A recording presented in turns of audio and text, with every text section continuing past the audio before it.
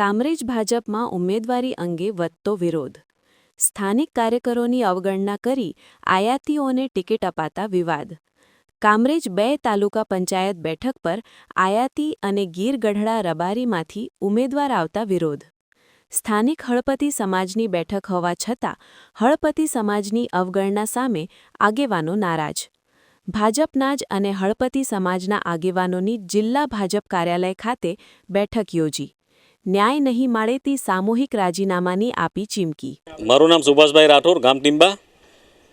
હવે અત્યારે અમે સુરત જિલ્લા પ્રદેશ કાર્યાલય પણ આવીને ભરતભાઈ રાઠોડજીને મળ્યા. અમારે કામરેજ 2માં પેલા આદિવાસી સીટમાં મુદ્દો છે, તો અમે રજૂઆત કરી કે ભાઈ સામેના જે ભરતભાઈ સામરા નામે ગીર ગઢડાના આદિવાસીનું આ સર્ટી લઈને જે ફોર્મ ભરેલું છે તે ખેંચાવી લેવાનું ને એવું અમને પ્રફુલભાઈ પાનસેરા સાહેબે બાંયધરી આપેલી છે કે ભાઈ ફોર્મ ખેંચાવી લેવાનું.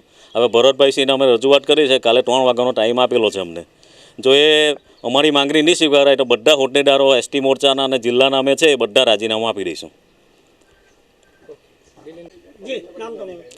મારું નામ મુકેશભાઈ રાઠોડ છે. માજી દંડક છું, જિલ્લા પંચાયત સુરત. હવે અમારી એક માંગણી એટલી છે કે જે આદિવાસીની કામરેજ 2માં આદિવાસીની સીટ હતી ત્યાં મેન્ડેટ આવી ગયો, નામ ડિક્લેર થઈ ગયું નાનુભાઈ રાઠોડનું, અને ત્યાર પછી એક રબારીભાઈને આદિવાસીની રિઝર્વ સીટ પરથી એમને ઉમેદવારી કરાવી. એ બદલામાં અમારી એક જ માંગણી છે કે આ ભાઈનું ફોર્મ કેન્સલ થાય રબારીનું, અને આદિવાસીના હિત અને અધિકારની વાત છે તો એ દિશામાં ભારતીય જનતા પાર્ટીને અમારી એટલી ખાસ વિનંતી છે કે આના પર યોગ્ય પગલાં લે અને નિરાકરણ કરે. આજે તમે રજૂઆત કરવા માટે આવ્યા હતા, શું રજૂઆત થઈ છે અને શું જવાબ મળ્યો છે?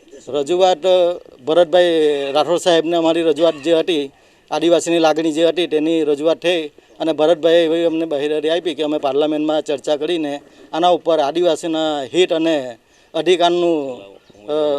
અધિકારીનું શોષણ નહીં થાય એના માટે અમે પાર્લામેન્ટમાં રજૂઆત કરી ને બધાનું હિત જળવાઈ રહે એ માટે અમને બાહેધરી આપી છે.